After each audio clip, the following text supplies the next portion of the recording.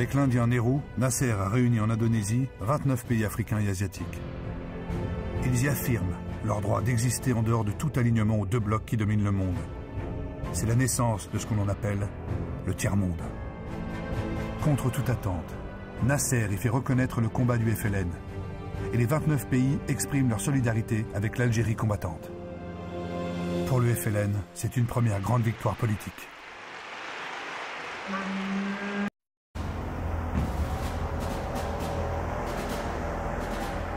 La reprise en main n'est pas que militaire, elle est aussi politique. Mendes France vient de nommer un nouveau gouverneur général, Jacques Soustelle. C'est lui l'autorité suprême en Algérie. C'est un ancien résistant, un homme ouvert, ethnologue de formation. Partout où il va, il s'adresse aux populations et défend l'idée d'intégration. Pour lui, il est urgent de réformer et de donner aux musulmans les mêmes droits qu'aux Français. Il dit « J'ai une foi profonde dans les destinées de ce pays. Et si on s'en donne la peine, si on le veut, le succès sera au bout de nos efforts. » Alors avec l'ethnologue Germaine Tillon, il sillonne le pays et cherche à en comprendre les hommes.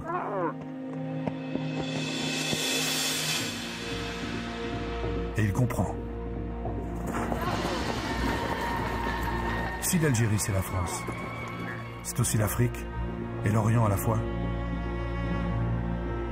C'est un pays immense et plusieurs populations y cohabitent.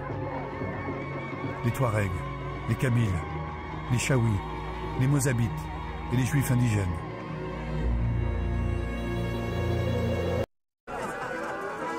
Mais l'Algérie c'est aussi une population européenne. Depuis 1830, année de la conquête, on fête le 14 juillet.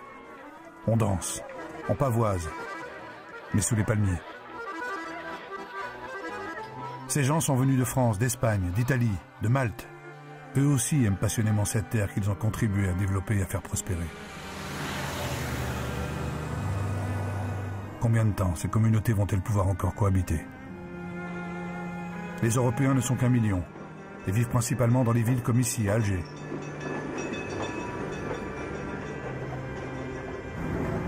D'un côté, il y a la ville française, avec son mode de vie à l'occidental.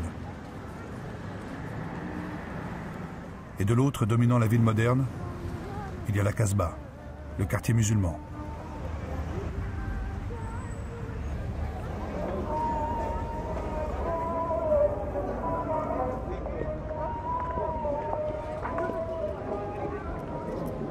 La Casbah, futur bastion des hommes du FLN. Mais ce que Soustelle comprend, c'est que le système colonial a créé une société inégalitaire.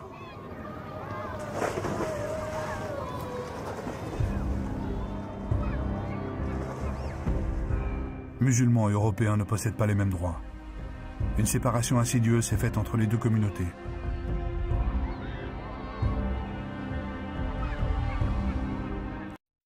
Le rapport de force né de la conquête et de la colonisation ne s'est au fond jamais démenti. Soustelle voit aussi la misère. Les bidonvilles. L'abandon de ces populations. 9 Algériens sur 10 ne savent ni lire ni écrire le français.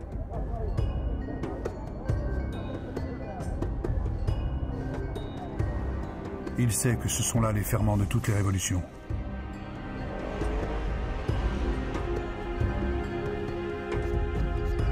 Alors il s'y attaque, en pensant qu'il n'est pas trop tard. Il veut pacifier les zones rebelles en y apportant le progrès. C'est l'ambition des sections administratives spécialisées, les SAS. Il y en aura 700 à travers le pays. Les militaires sont utilisés dans un rôle inhabituel. Le parachutiste en treillis se mêle à la population et devient instituteur.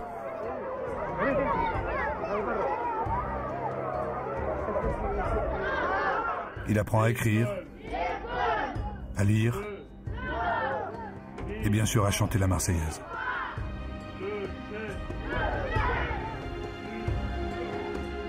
Dans certains villages, on voit pour la première fois un médecin. Là aussi, c'est un militaire. On l'appelle le Toubib.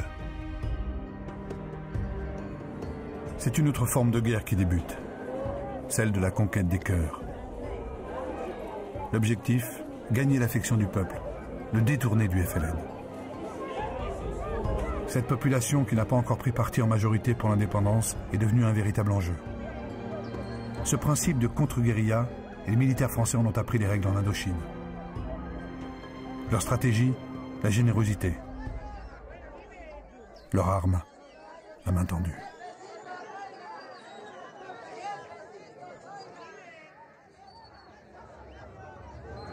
Mais cette action humanitaire n'est pas sans arrière-pensée. Elle permet de débuter un vaste travail de recensement. Nommer et ficher les individus facilite aussi leur contrôle.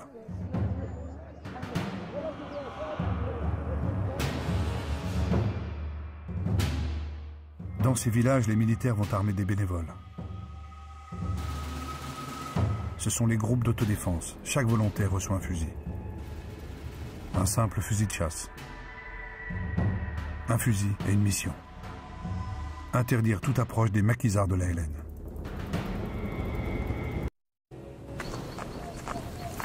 Été 1955. La politique d'isolement du FLN porte ses fruits. Harcelé par l'armée, coupé de ses soutiens, l'organisation clandestine perd du terrain. Le FLN veut créer un choc. Il cherche à engager une stratégie de guérilla, de harcèlement, dont le but est de déstabiliser la France.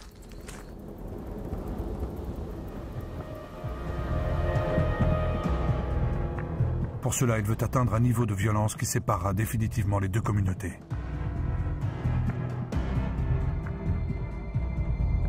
À Philippeville, dans le nord constantinois, à la machette, à la hache, au couteau et même à la pioche, des milliers de paysans algériens s'attaquent sans distinction aux hommes, aux femmes et aux enfants.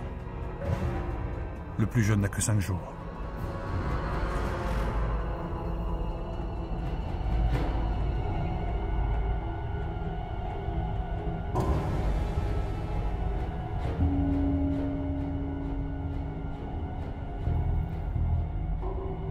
Au total, 123 Français sont tués, dont plusieurs dizaines de musulmans modérés.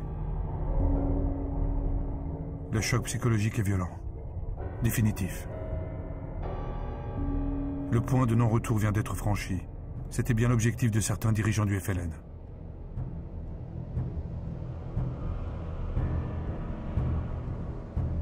Le visage de la guerre d'Algérie se dessine. Sauvage, violent, aveugle.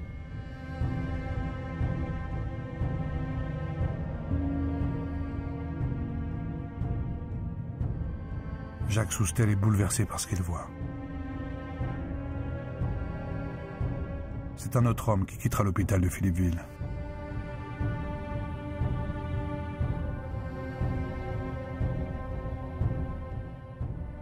Profondément choqué, il décide de changer de politique. Le temps des réformes est révolu. La répression militaire sera à la mesure du choc.